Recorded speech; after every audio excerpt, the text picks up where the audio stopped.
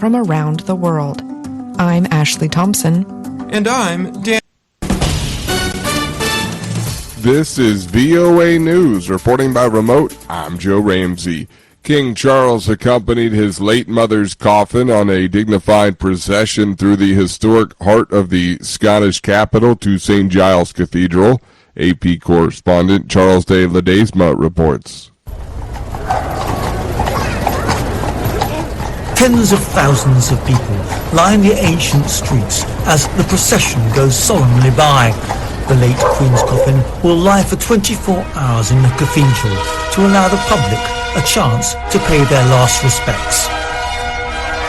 Charles flew to Scotland after earlier receiving condolences at Parliament, telling lawmakers he would follow his late mother's example of selfless duty. The government, meanwhile, has announced the nation will observe a minute of silence on Sunday, the evening before the Queen's funeral. The moment of reflection will take place at 1900 GMT. People are encouraged to mark the silence at home or at community events. Charles de Ledesma, London.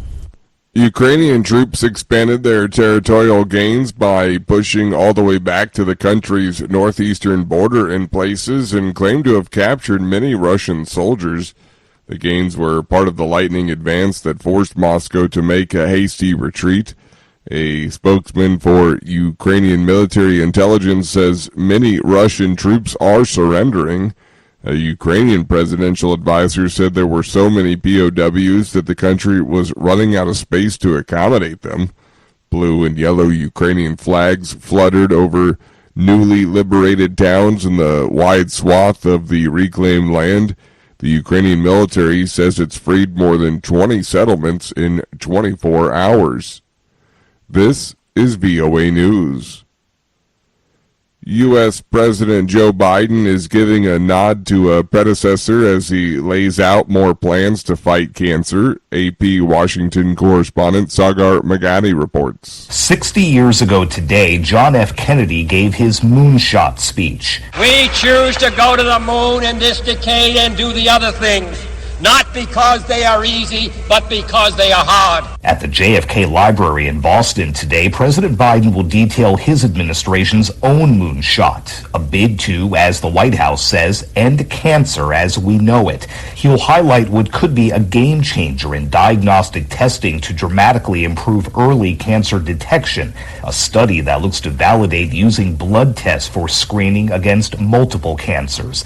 The American Cancer Society estimates more than 600,000 people will die of cancer diseases this year.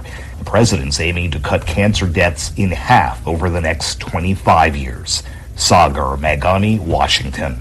German Chancellor Olaf Scholz has made clear that he doesn't expect an agreement with Iran in the immediate future to restore Tehran's tattered nuclear deal with world powers, though he said there's no reason for Iran not to sign up and European countries would remain patient. Scholz spoke after meeting in Berlin on Monday with Israeli Prime Minister Yair Lapid, who insisted that restoring the 2015 agreement would be a mistake. Germany, along with France, Britain, Russia, and China, are still party to the deal. The United States unilaterally pulled out of the accord in 2018 under then-President Donald Trump and reimposed sanctions on Iran, prompting Tehran to start backing away from the deal's terms.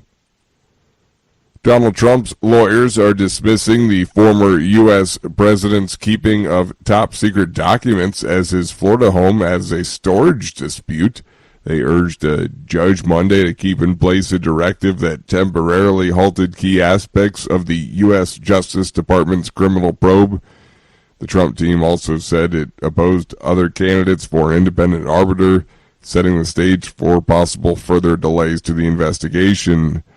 Recapping our top story, King Charles accompanied his late mother's coffin on a dignified procession through the historic heart of the Scottish capital.